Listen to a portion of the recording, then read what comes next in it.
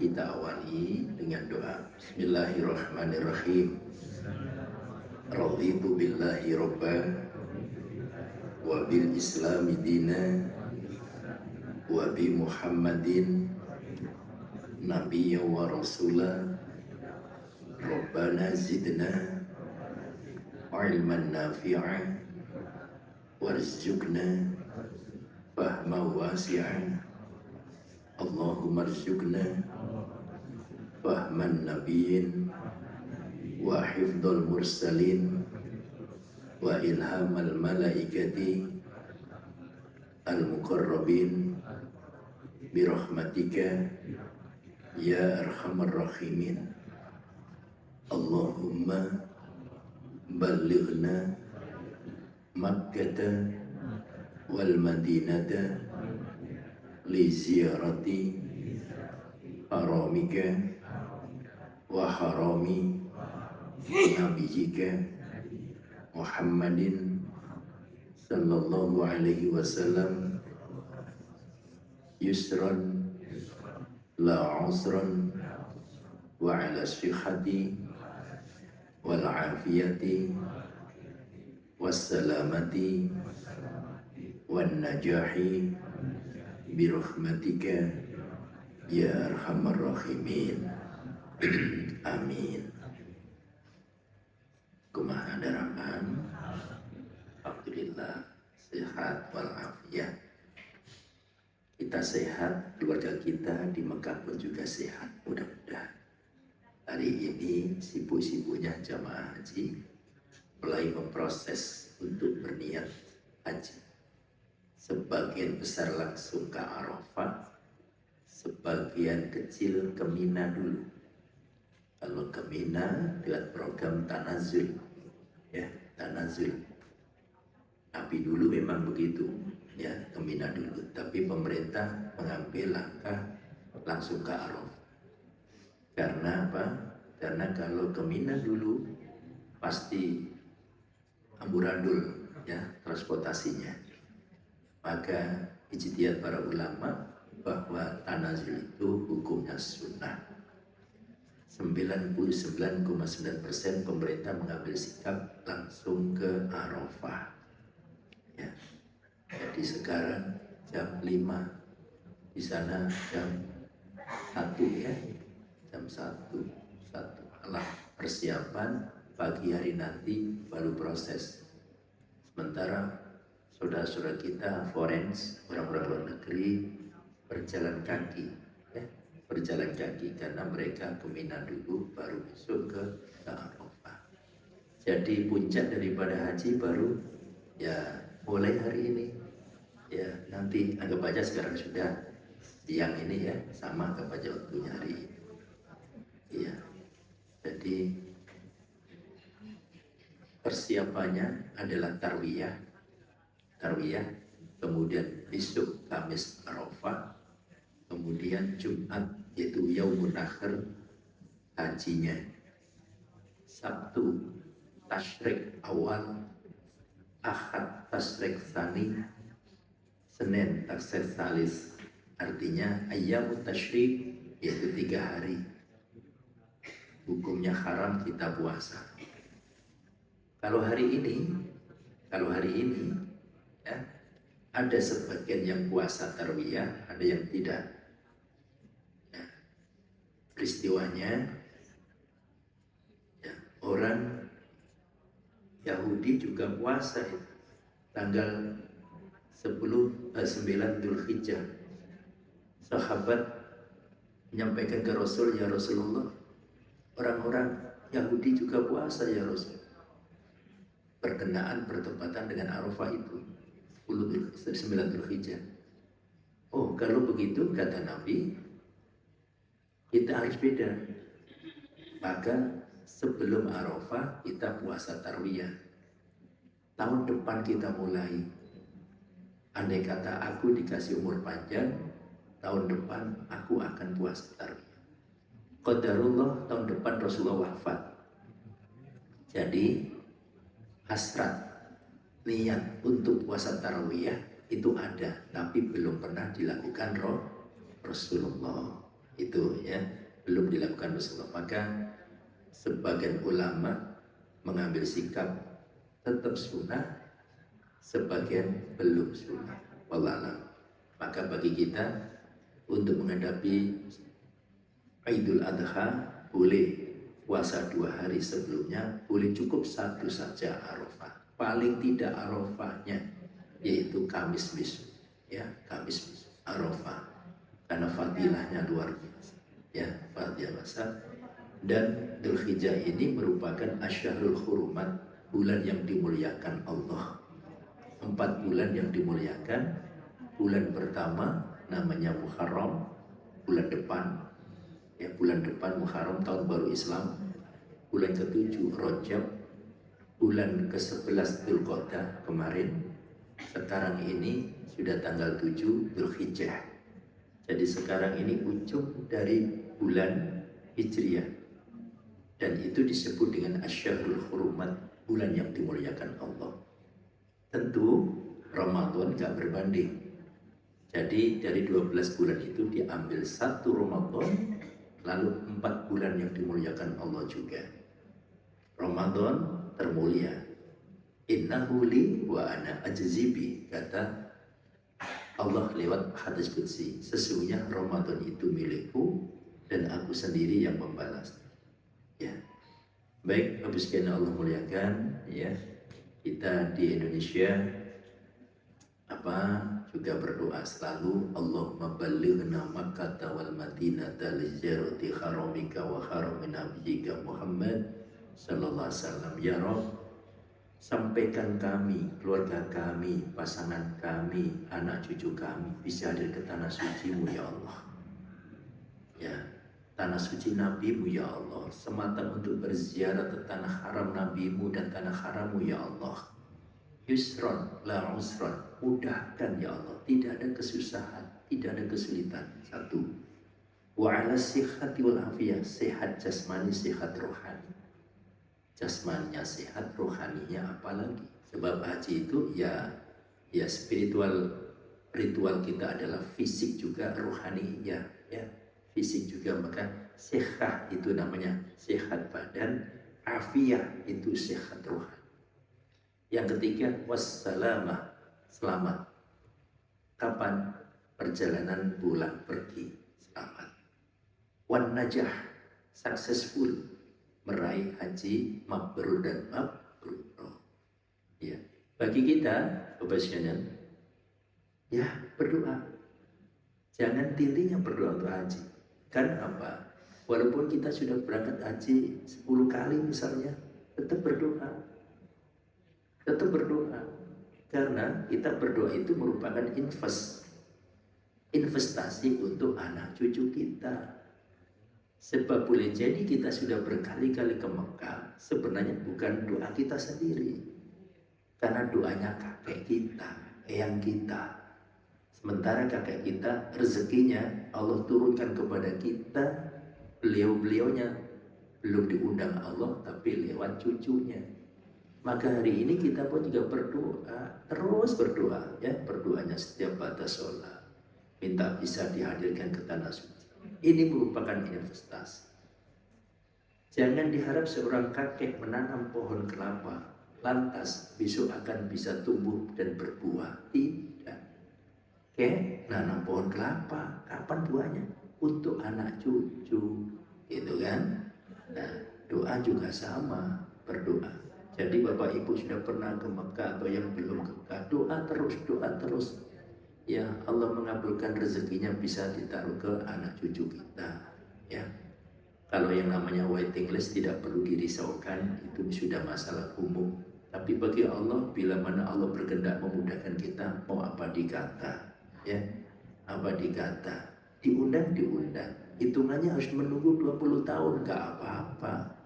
Nggak apa-apa ya, kalaulah tidak sampai kita berangkat, insya Allah nilai ya fadilah amalan haji pun sudah diberikan pada kita.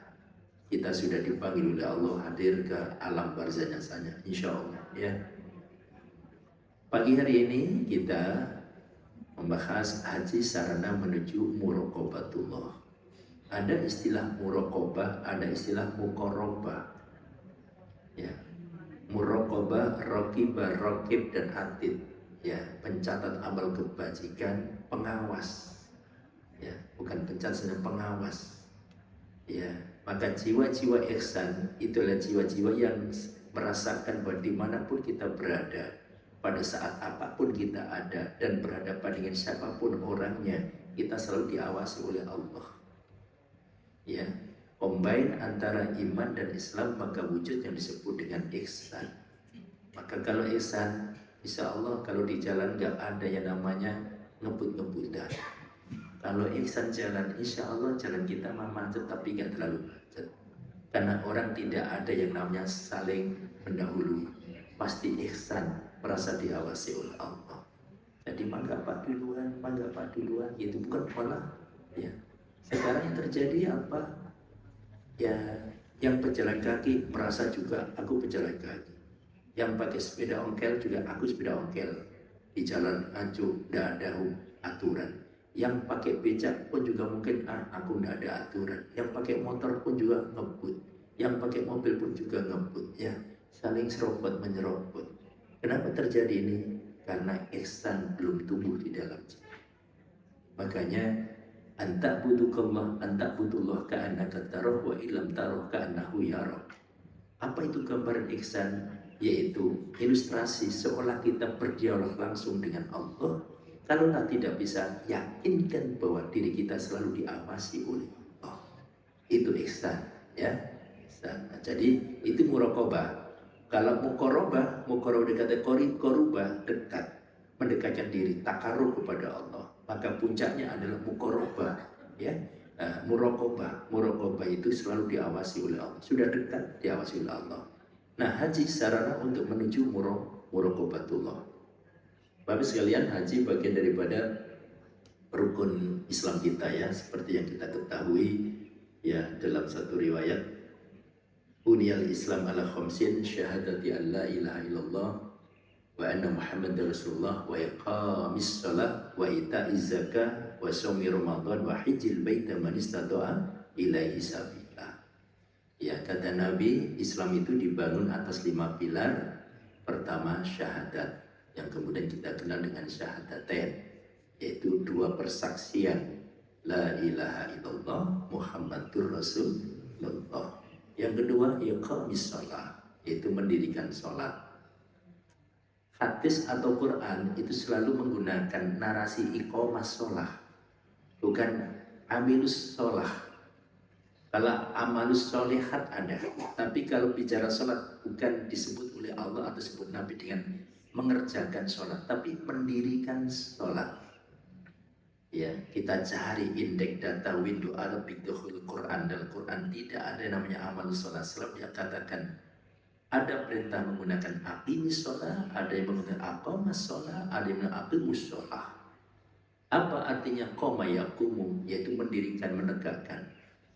Ya, menunjukkan bahwa apa harus dilakukan dengan kualitas, menegakkan, tidak sekedar menjalankan sholat.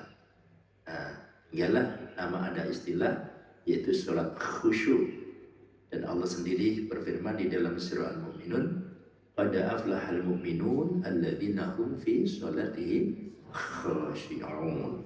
Sungguh beruntung bagi orang beriman, yaitu mereka yang sholatnya dalam kondisi khusyuk. Ya, hal-hal yang harus dipenuhi sebelumnya, wudunya harus benar, waktunya harus benar, tata cara kaifiat sholatin Nabi harus diikuti, ya, tata cara mencontoh sholat Rasulullah. Ya, maka sekali 3 uang bicara masalah ini adalah apa? Keseluruhan, ya, keseluruhan. Termasuk Bapak Ibu sebelum adzan sudah datang sholat itu dalam rangka mendirikan sholat, ya. Dalam rangka mendirikan sholat, wudunya yang bagus itu juga mendirikan sholat, ya, menyempurnakan wudu dari rumah. Kalaulah nanti kemudian hadas batal, silakan di masjid, tapi diusahakan dari rumah sudah wudu, ya. Sebab apa? Setiap langkah kaki kanan kita menuju masjid akan menggapai pahala Allah, dan setiap kaki kiri kita melangkah menuju masjid akan merontokkan dosa. Masya Allah itu. Jadi diusahakan di masjid itu wudhu itu darurat saja ya. Dari rumah sudah wudhu, dan kalau bisa selalu menjaga wudhu, dawaimul wudhu ya. Begitu masih punya wudhu tapi kepingin wudhu lagi, tidak apa-apa, itu namanya tajdidul wudhu, memperbarui wudhu, hukumnya sunnah ya. Kadang orang bisa menjaga itu duhur wudhunya, asar juga belum batal, maghrib belum batal, isya belum batal, luar biasa ya. Tapi wudhu lagi nggak apa-apa, nggak apa-apa, bagus itu ya, tajdidul wudhu. Baik, saya lanjut. Wa iqamas shalah wa ita zakat, menunaikan zakat, menunaikan zakat, tuhratul masakin, tuhmatul masakin wa tuhratul lil mu'minin. Jadi fungsi zakat adalah memberi nilai ekonomis, yaitu rasa empati kita kepada sesama. Satu sisi mensucikan jiwa sebagai orang-orang mukmin. Yang ketiga saum, sudah kita lalui sama-sama ya. Hadis yang sangat populer, man shoma ramadhana imanan wa ihtisaban ghufira lahu ma taqaddama min dzambi. Siapa yang berpuasa Ramadan dasarnya iman dan ikhtisab, mengharap ridho Allah, maka tidak ada baginya kecuali diampuni dosanya masa-masa lalu dan masa akan datang. Nah, yang kelima ini, pilar kelima dinul Islam adalah haji. Wa hajjil baiti man istata'a ilaihi sabila, menunaikan haji bagi yang mampu ya, mampu. Hadisnya menyatakan al-hajjul mabrur laisa lahul jaza illal jannah. Haji mabrur itu tidak ada balasan baginya kecuali surga. Surga. Banyak ayat-ayat nanti kita kupas tentang haji. Saya fokus kepada tujuan kita di sini. Ini Ka'bah kita. Ka'bah. Qad nara taqalluba wajhika fis sama' falanwalliyannaka qiblatan tardhaha fawalli wajhaka syatril masjidil haram. Ka'bah ini dibangun pada masa Ibrahim. Tapi saya baca dalam buku kitab Qisatul Ka'bah itu Ibrahim sebenarnya renovasi keempat, generasi keempat. Ya. Tapi mengawali dulu kan punduk-pundukan tanah. Ya, yang disebut dengan Baitul Atiq. Kemudian wa yarfa Ibrahimul qawaida minal baiti wa Ismail rabbana taqabbal minna innaka antas samiul alim. Allah berfirman, dan ingatlah dipermaklumkan ketika Ibrahim dan Ismail mengangkat pondasi-pondasi Ka'bah. Itu pondasi-pondasi Ka'bah. Ini tingginya 15 meter, lebarnya 11 meter, panjangnya 12 meter. Jadi disebut Ka'bah itu kubus, tapi kubusnya tidak serta-merta persegi sama simetrisnya, tidak. Masya Allah, di sini orang-orang ya, ini maghrib ya, konduktor magnetik yang menyedot berapa orang di sini ya, Masya Allah. Kemudian di sini ada Multazam, di sini baru pintu Ka'bah, ya, Makom Ibrahim. Terus di sinilah tempat-tempat ijabah, tempat-tempat ijabah di sini. Di atas Ka'bah itu Baitul Ma'mur, sampai tembus ke atas itu tempat tawafnya para malaikat. Tawafnya para malaikat, ya. Dan riwayatnya menjelaskan bahwa begitu malaikat selesai tawaf lalu turun. Turunnya kemana? Turunnya kumpul di bait sini, yaitu Multazam. Makanya Multazam ini bagian daripada tempat yang ijabah. Cuma umat Islam itu seolah-olah monopoli surga. Pokoknya aku yang berhak, yang lain disikuti. Jemaah saudara semua juga sama, ya. Berani tangkar hanya karena egoistis dalam ibadah. Masya Allah, ya. Belum lagi kelompok-kelompok yang calo-calo itu, ya. Calo-calo yang mengajak orang-orang yang dianggap pikir lihat Ka'bah kok nggak bisa dekatin ke Hajar Aswad, maka ditarik, Pak, Ibu mau Jauh Hajar, ya mau dong, cari 3 orang, cari 5 orang, nah tapi bayar, nah itu kan, begitu, oke, langsung dilempar dekat Mereka bukan sendirian ya. Jadi ada yang cari, ada yang bertahan di tengah, yang kerumunan orang itu, ada yang sudah berada di Hajar Aswadnya, dilempar-lempar begitu. Ya memang bisa, tapi menurut saya untuk apa mengejar yang sunnah tapi berani mengikuti teman? Ya kan haram itu, kebalik, ya kebalik. Memang dalam hadisnya nanti Hajar Aswad itu pada hari kiamat akan dihidupkan oleh Allah dengan sebuah makhluk dan mereka akan menyaksikan siapa-siapa yang pernah melewati. Jadi ibarat CCTV Pak Ibu, Hajar Aswad itu nanti ya. Siapa yang melintas, sekalipun tidak bisa cium Hajar Aswad, cukup melambaikan tangan. Bismillahirrahmanirrahim, cukup. Itu bagikan CCTV. Ya, Hajar Aswad itu melintas. Ini punya empat pojok sini, pojok sono maksudnya ya. Ini anggap aja segi empat ini Ka'bah. Pojok sana adalah rukun Irak di sana. Pojok sini rukun Syami, pojok sini rukun Yamani. Jadi Yaman itu sana. Houthi sekarang ya ramai perang dengan Israel. Saya nggak bisa bayangkan ya itu rudal kayak apa ya, perjalanan dari Yaman ke Israel atau Israel ke Yaman. Padahal Israel itu adalah di arah sana. Kalau kita cek 1.600 kilo dari Masjidil Haram ke Israel. Ya. Enggak tahu ke Israel, ke Palestina. So, Palestina dengan Israel itu dekat. Kita naik bis saja itu sudah bisa ya, sebentar. Yang membatasi Israel itu ya di mana walaupun kita nggak melihat tanda Israel dan Palestina Barat di Hebron, ya, di ada masjidnya Ibrahim Al-Khalilullah itu di Hebron, yaitu Palestina Barat. Melihat tanahnya saja beda, artinya jalan raya. Karena kita berada di wilayah Palestina, ya jalannya nggak bagus, rusak-rusak. Tapi begitu masuk Israel, luar biasa kok. Tapi nggak masalah bagi ini.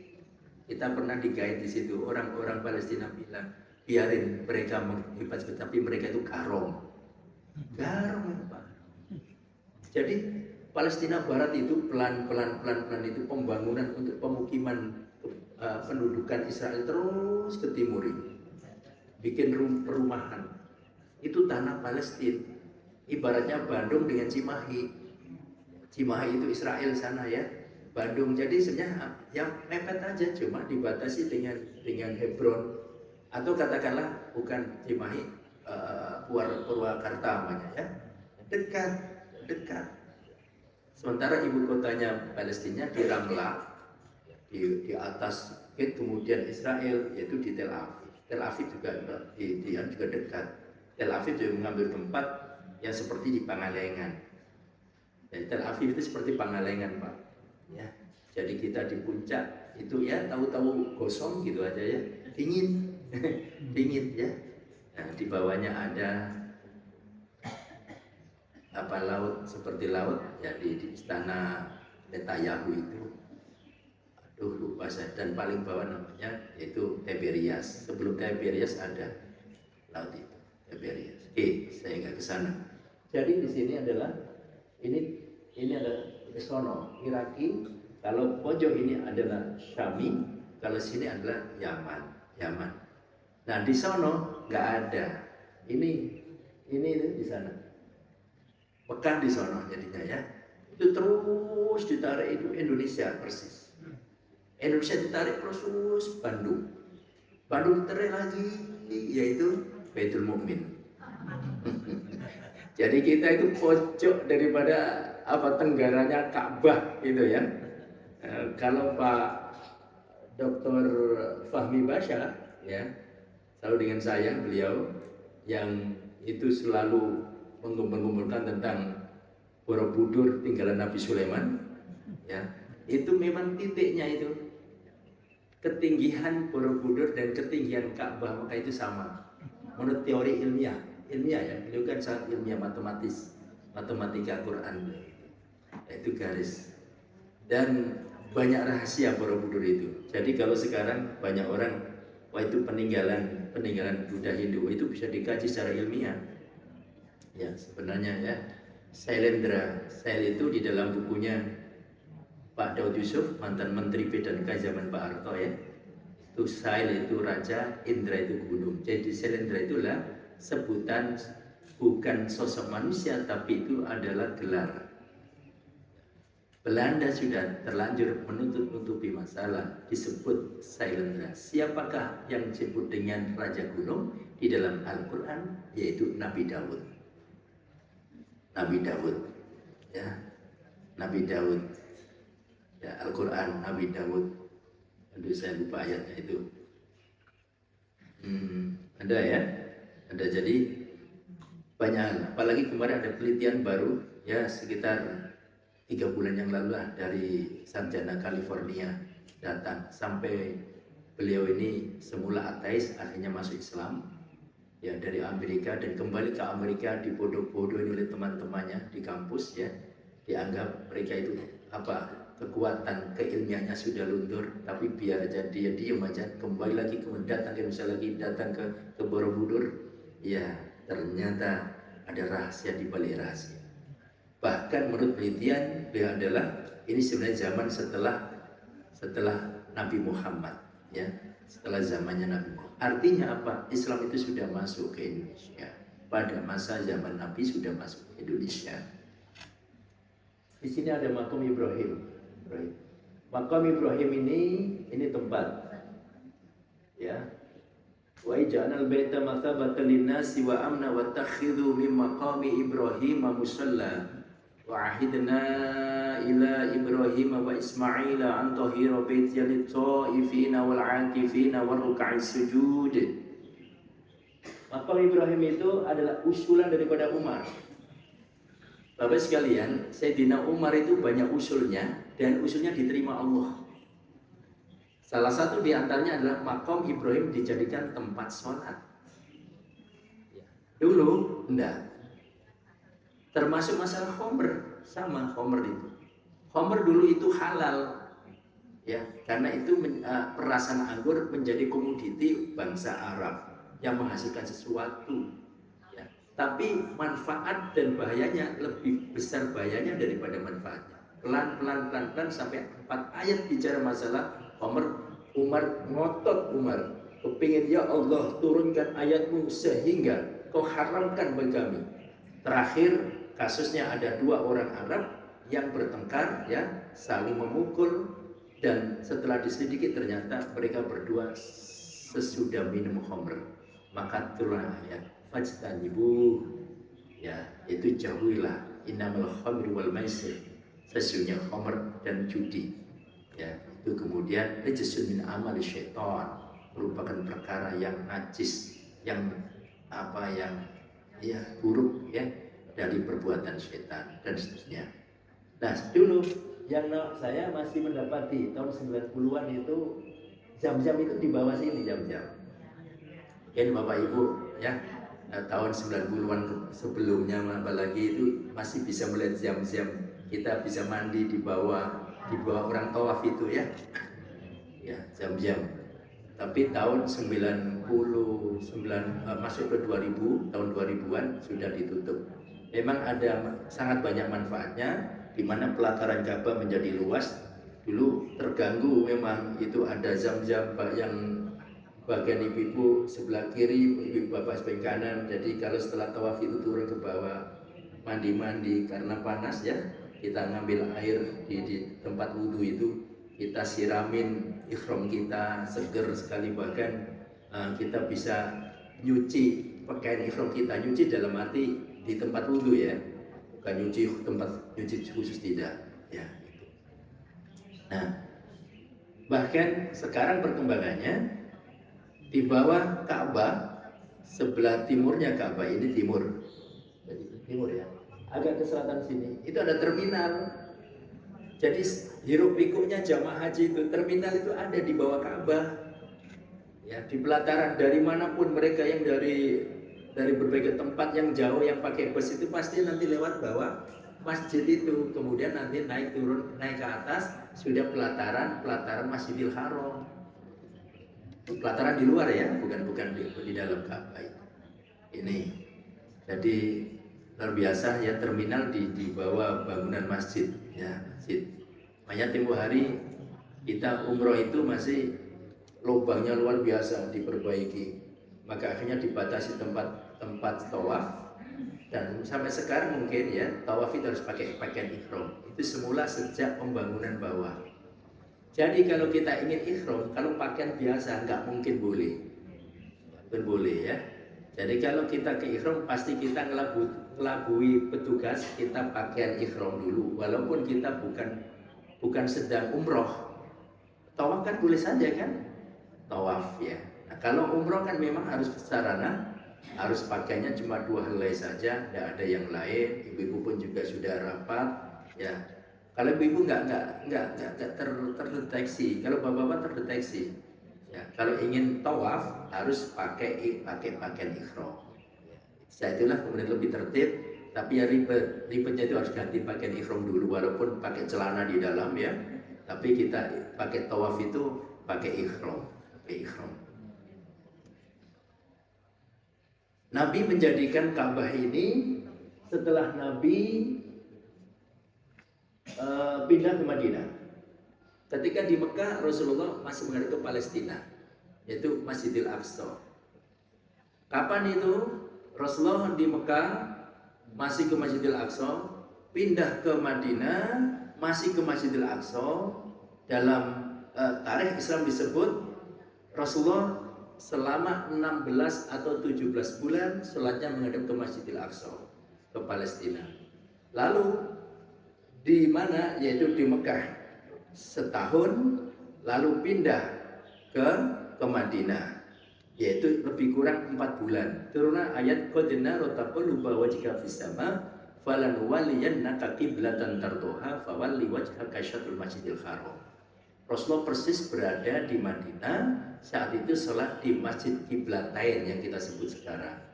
Maka sampai hari ini Masjid Qiblatain itu punya 2 imaman. Imaman menghadap ke selatan, imaman menghadap ke utara. Tapi yang di utara ditutup ya, cuma ditandai dengan menara, 2 menara, menara Masjidil Haram, menara semula imam masjid ke Masjidil Aqsa. Jadi tapi imam sekarang tetap Masjidil Haram. Ya, sejak itu waktu sholat zuhur Rasulullah 2 rakaat sholat zuhur, ayat ini turun di hadapan Rasulullah. Qad nara taqalluba wajhika fis sama, Muhammad, sungguh aku telah melihat ya engkau senantiasa mengadat tanganmu ke langit. Fawalli wajhaka syatril masjidil haram, mulai hari ini hadapkan wajahmu ke arah Masjidil Haram. Jadi Rasulullah asalnya menghadap ke sana, sholat zuhur ya, 2 rakaat. Lalu 2 rakaat ayat itu turun saat sholat, Rasul langsung menghadap ke selatan, balik begini. Saya nggak usah dibayangkan ya gimana makmumnya. Nggak usah dibayangkan bagaimana makmumnya, ramai gitu. Nggak tahu, nggak diceritakan itu. Nggak ceritakan. Seperti saya naik kapal Pak Ibu, Sarimau menuju Makassar, kemudian sampai ke Pekanbaru, sampai ke Dumai ya, yaitu lawatan aja. Kemudian sampai ke ini Tanjung Pinang, lalu Bale Karimun, itu saya lewati ya. Nah ya, naik kapal Sarimau gede banget ya, seperti hotel. Nah, akhirnya kita kuasai karena saya ditugaskan dari Istiqlal, Masjid Istiqlal Jakarta ya. Kemudian imam masjid kita kuasai, kita bilang kepada mu'alim, Pak Mu'alim, selama kami di kapal izin akan kami handle program Islam. Wah, senang sekali. Nah, salah satunya adalah sholat Jumat gitu ya. Sholat Jumat. Mau sholat Jumat, Masya Allah ya. Krek. Ini petunjuk kompasnya. Ya, diumumkan oleh mu'alim di bagian kepada hadirin, pada imam yang terhormat dan seluruh jamaah sholat Jumat, posisi kiblat kita berada di sebelah kanan kita, gitu ya. Untuk itu diharapkan sebelum sholat menghadap ke kanan. Akhirnya kita rame-rame, padahal kita sudah menghadap, pokoknya sudah ke sono lah ya, disuruh menghadap ke kanan. Hanya rame, ada Jamaahnya ramai. Gitu. Loh, sudah mau Akbar, ada pengumuman lagi. Ya, kepada Bapak Imam dan jamaah, sebelum sholat, ini petunjuk kiblat kita sesuai dengan petunjuk kompas bahwa posisi kiblat kita berada di belakang kita. Di belakang, Pak. Krek menghadap ke belakang. Loh kok begitu ya? Nggak perlu mestinya begitu itu. Iya, nggak perlu. Ya. Wahaitsuma kuntum fawallu wujuhakum syatra. Dimanapun saja kalian berada, disitulah wajah Allah. Termasuk Bapak Ibu naik kendaraan sendiri, mau ke Surabaya, ke arah timur, atau naik pesawat, atau naik kereta ya. Nggak usah di kereta kemudian kursinya mau dibalikkan lagi. Mau apa Pak? Mau sholat menghadap ke barat. Ya ke barat ya, kemudian keretanya belok. Ya repot itu ya. Cukup, enggak apa-apa. Tapi sana kan timur, enggak apa-apa. Kita ini orang yang tidak dalam kondisi normal. Ya wahaitsuma kuntum fawallu wujuhakum syatra, di mana saja berada disitulah wajah Allah. Udah. Nah, Ka'bah itu pemersatu, ya pemersatu umat ya. Dan nanti ayatnya ini seluruh rangkaian berpusat di sini. Jadi mulai hari ini nanti Ka'bah itu kosong sebenarnya, ya.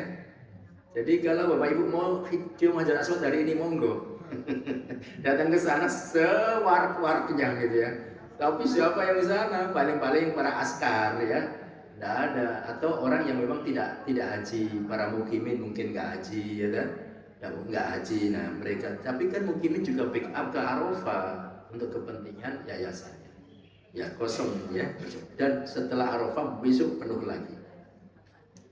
Ayatnya Al-Quran menjelaskan bahwa bangunan Ka'bah ini adalah bangunan pertama. Tidak seperti yang disampaikan oleh orang-orang Yahudi.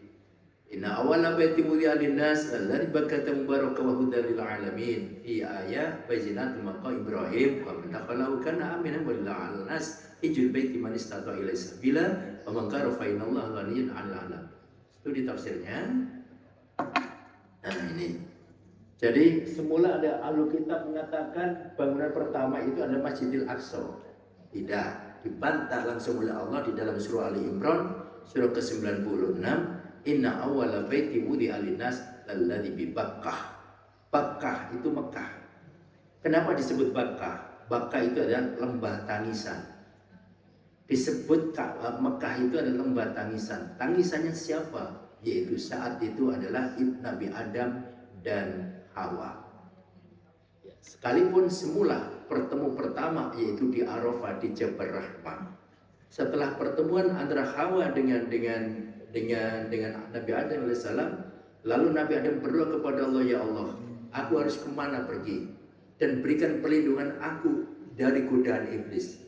Nabi Adam tidak kepingin terjungkal kedua kalinya. Setelah Allah katakan la taqrabu hadhihi syajarata fatakuna minadh dhalimin. Hai Adam, jangan kau dekat-dekat pohon ini, pohon khuldi. Sungguh pun kau berdua akan menjadi orang zalim. Tapi iblis justru kunci. Kata kunci tidak boleh dekat-dekat. Fazallahuma syaitanu anha fa akhrajahuma mimma kana fi. Nah, akhirnya iblis masuk malahan. Ya, menggoda dengan cara bagaimana Adam untuk memakan buah khuldi. Akhirnya ketahuan setelah makan, kulnah bitu minha jami'an. Turun. Kalau di dalam tafsir Imam Nawawi di sana itu diterangkan Nabi Adam sudah punya Qabil dan Habil. Makanya ini terjadi studi tafsirnya itu. Loh, kalau begitu surga yang dimaksud surga dengan Nabi Adam saat itu surga apa? Surga yang mana? Apa surga kelak akan ditempati orang mukmin nanti, atau surga sebenarnya itu adalah taman surga? Kalau kita melihat dalam tafsir Munir oleh Imam An-Nawawi bahwa Nabi Adam di surga itu sudah mendapatkan dua putra, yaitu Qabil dan Iklimah. Sedangkan setelah qulnah bitu minha jami'an, setelah turun dari surga, maka lahirlah seorang Habil dengan Labuda. Itu tafsirannya ya. Itu kalau saya mereferensi pada tafsir Imam Nawawi Al-Bantani tafsir Munir namanya. Itu tentang ayat ini. Kemudian kedua adalah fi ayatun bayyinatun maqam Ibrahim. Jadi makam Ibrahim tadi itu merupakan ayat tanda kebesaran ya. Saya tidak mengupas lebih dalam ini, nanti ada perbedaan pendapat tentang mendakhalkan aminan walilah Langsung makam Ibrahim lihat pada Quran surah 2 yaitu Al-Baqarah ayat 124 129. Wa idzibtala Ibrahim rabbuhu bikalimatin fa'atammahun. Dan ingatlah ketika Allah menguji kepada Ibrahim bikalimatin dengan beberapa kalimat fa'atammahun, kemudian Ibrahim menyempurnakannya. Dalam kajian tafsir sebut kalimat itu ya ada yang disebut the Ten Commandment ya, atau kalimat itu menurut Ibnu Abbas adalah perintah haji dan umroh. Ya, jadi Nabi Ibrahim diperintah untuk haji dan umroh, fa'atammahun, kemudian Nabi Ibrahim menyempurnakan. Semuanya disempurnakan termasuk sampai rangkaian dengan penyembelihan yaitu putranya Ismail alaihissalam. Itu ayat nanti dicek sampai ayat 29 ya. Posisinya karena itulah ibadah haji ini merupakan ibadah yang paripurna karena menyangkut apa? Menyangkut segala baik itu fisik maupun rohani. Labbaik Allahumma labbaik, labbaik la syarika laka labbaik, innal hamda wan ni'mata laka wal mulk la syarika lak. Terus ya. Ya. Kalau tawaf baca doa cukup subhanallah alhamdulillah juga boleh ya. Kalau buku dari Kementerian Agama sudah dirumuskan dengan doa-doa putaran pertama, kedua, ketiga, sampai ketujuh, maka ya cukup kita baca ayat, ngambil apa, ngapalin Quran atau baca Quran sambil mutar Ka'bah boleh. Jadi kita ini berhenti itu sudah jalan sendiri kan Pak ya, karena kita didorong orang lain dari belakang kan.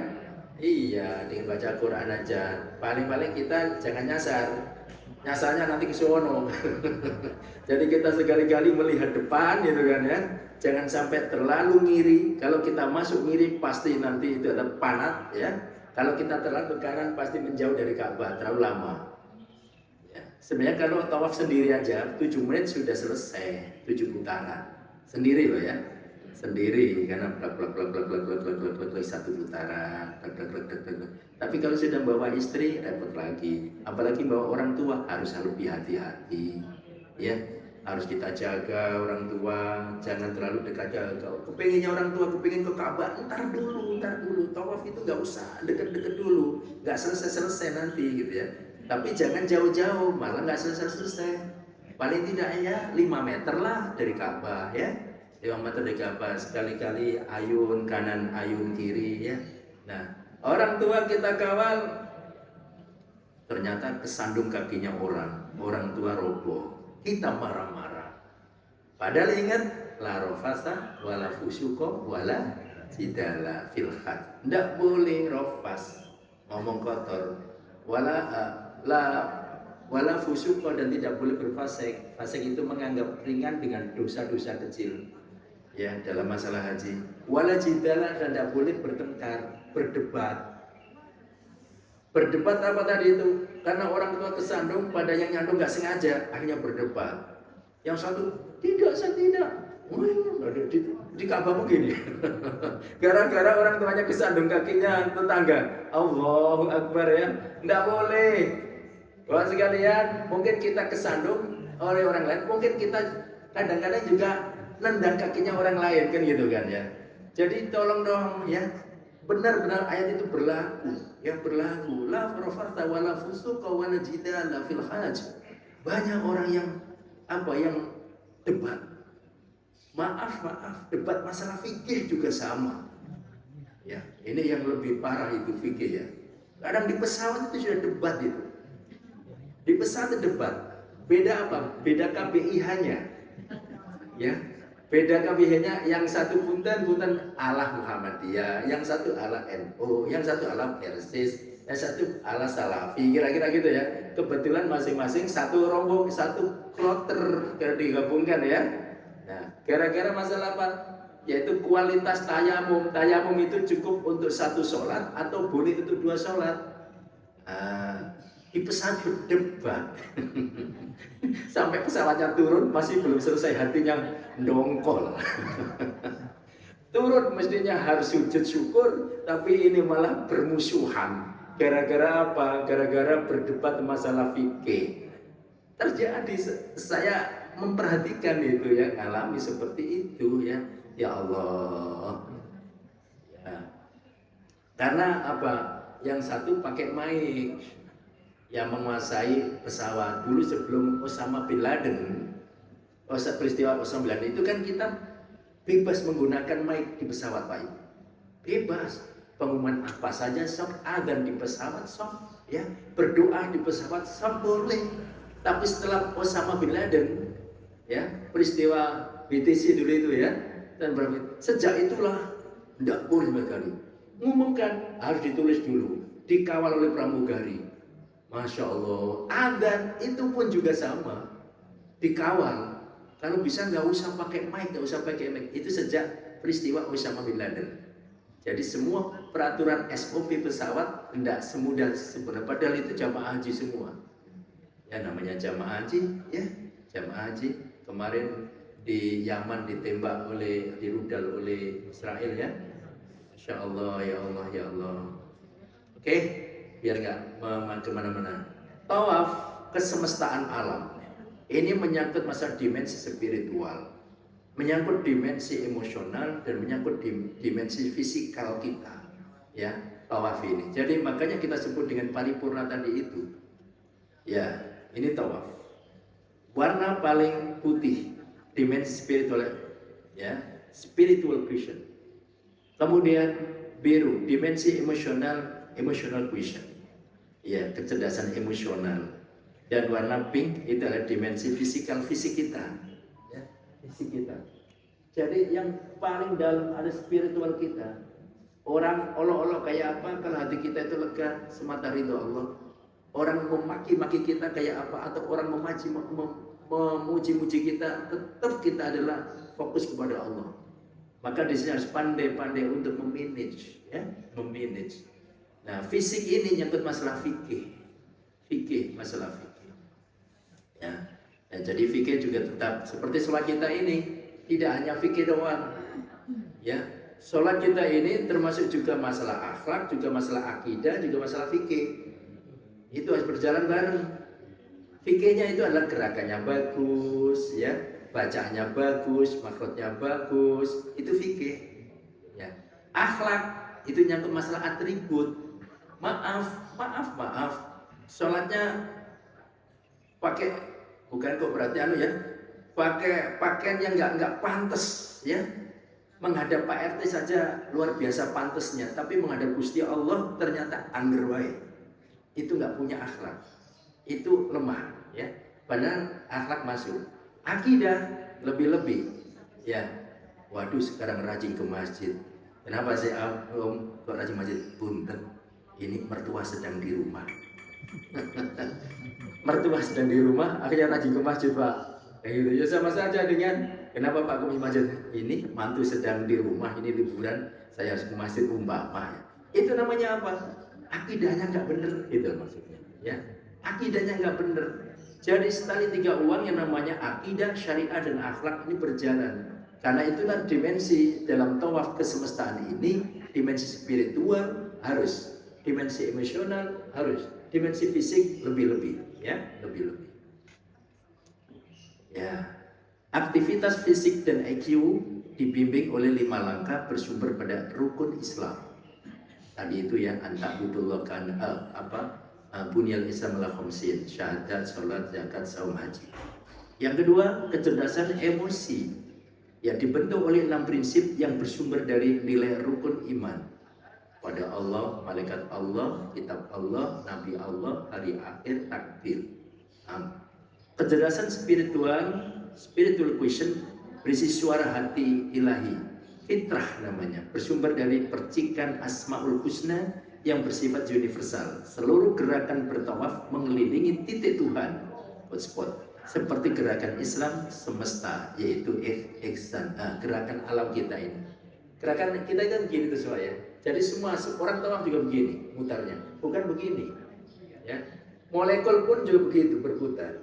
Semua planet tata surya kita pun juga berputar seperti ini. Di saat bumi mengelilingi matahari, bumi pun dikelilingi oleh bulan juga sama seperti ini. Terus 12 tata surya kita.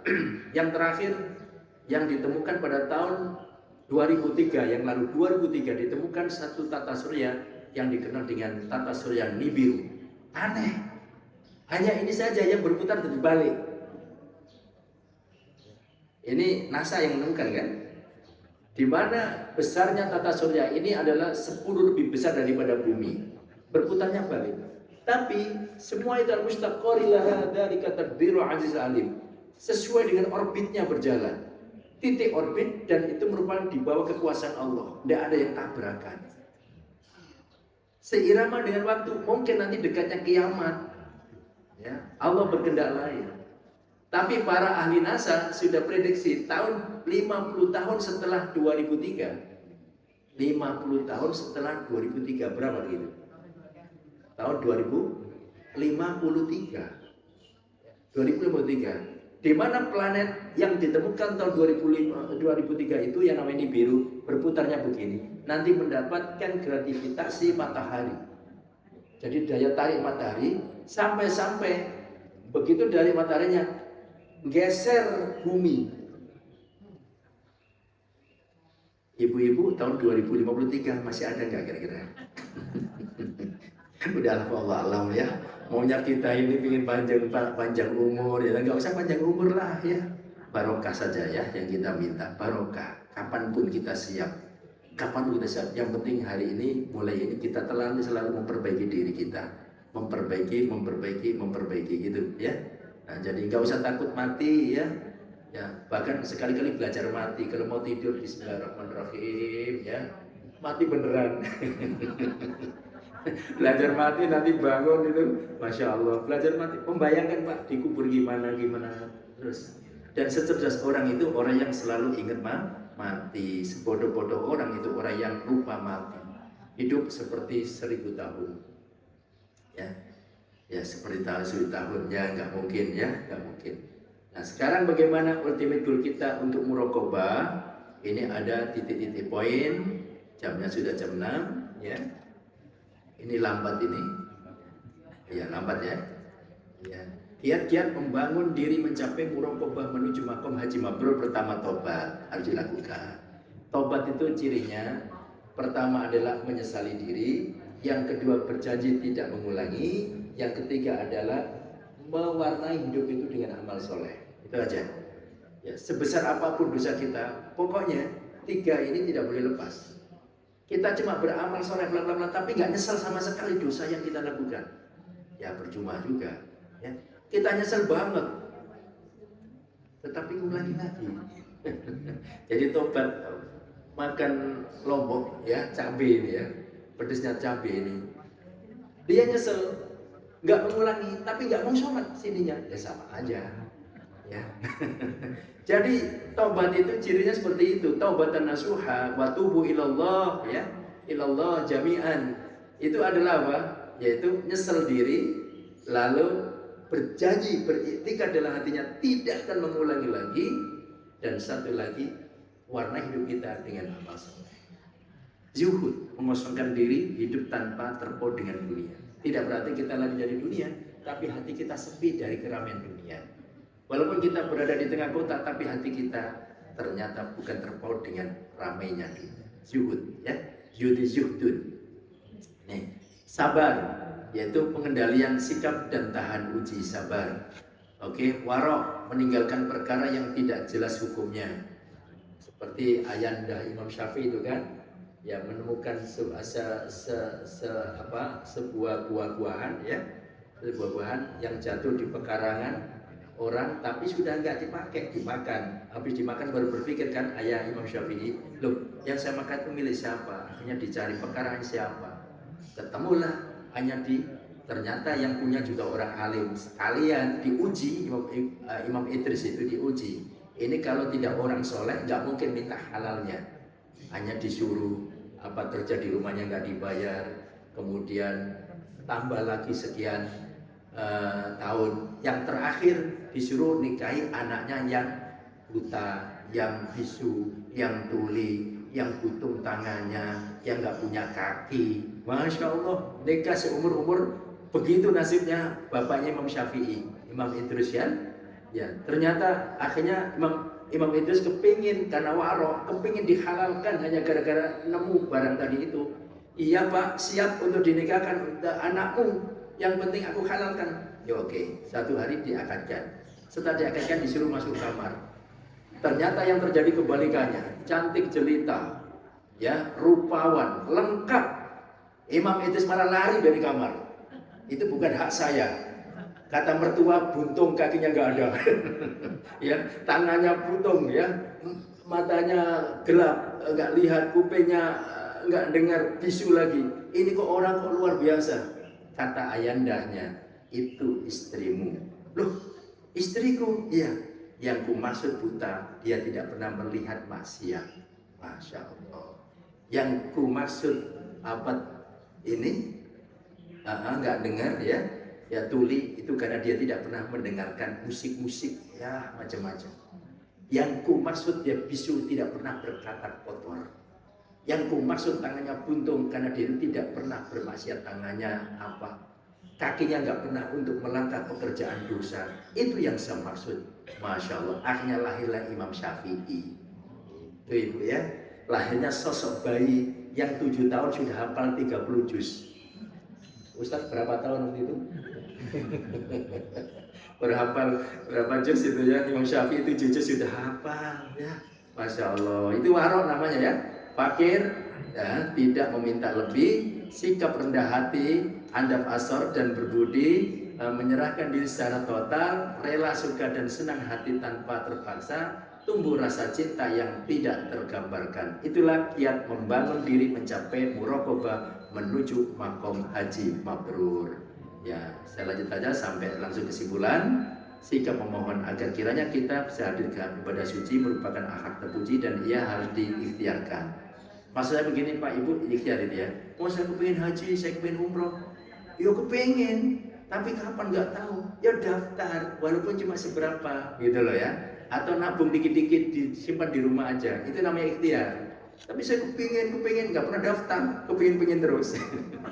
Seseorang memiliki potensi untuk mendapatkan maqamat muraqabah. Kita semua punya potensi untuk mendapatkan itu, muraqabah ya. Bukan hanya Nabi saja. Sudah sepatutnya setiap individu mukmin untuk meraih sifat muraqabatullah, yaitu haji mabrur. Karena hadisnya al haji mabrur laisa lahu jaza illal jannah. Tidak ada balasan yang patut bagi haji mabrur kecuali surga Allah. Wallahu a'lam bishawab. Mudah-mudahan bermanfaat.